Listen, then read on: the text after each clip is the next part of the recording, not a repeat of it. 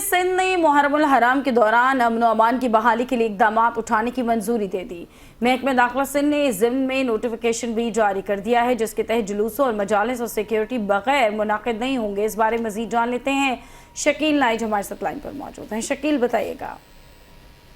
جی دیکھیں، حکومت سندھ نے محرم الحرام میں امن امان کی بحالی کے سلسلے میں مختلف اقدامات کیے ہیں۔ حکومت سندھ نے اس ضمن میں قابل اعتراض جو پوسٹر ہیں وہ لگانے، بل بورڈ لگانے، وال چاکنگ کرنے اور قابل اعتراض نعرے لگانے، بغیر اجازت کے جلوس نکالنے پر مکمل پابندی عائد کر دی ہے۔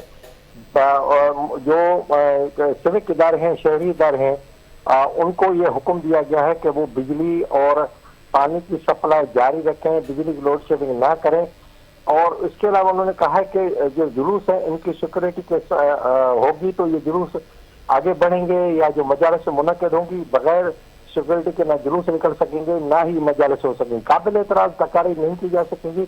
جو علماء اور ذاکرین تقاریر کریں گے وہ اپنی ویڈیو اور آڈیو متعلقہ ضلع کے ڈپٹی کمشنر اور ایس ایس پی کو دیں گے۔ لاؤڈ اسپیکر کا غیر ضروری استعمال نہیں کیا جائے گا۔ قابل اعتراض مواد تقسیم یا فروخت نہیں کیا جائے گا۔ رضاکاروں کو کی جو لسٹ ہوگی وہ متعلقہ ایس ایس پی کو فراہم کی جائے گی۔ جلوس میں شریک افراد کی تلاشی دی جائے گی۔ مجالس اور جلوس کے دوران عمارتوں کی چھتوں پر غیر ضروری افراد کے چڑھنے پر مکمل پابندی ہوگی۔ جلوس اور مجالس کے علاوہ 5 یا اس سے زیادہ افراد کے جمع ہونے پر بھی پابندی عائد کر دی گئی۔ جی ٹھیک ہے، بہت شکریہ۔ مزید خبریں ہوں گی اس پر، آپ رہیے ہمارے ساتھ۔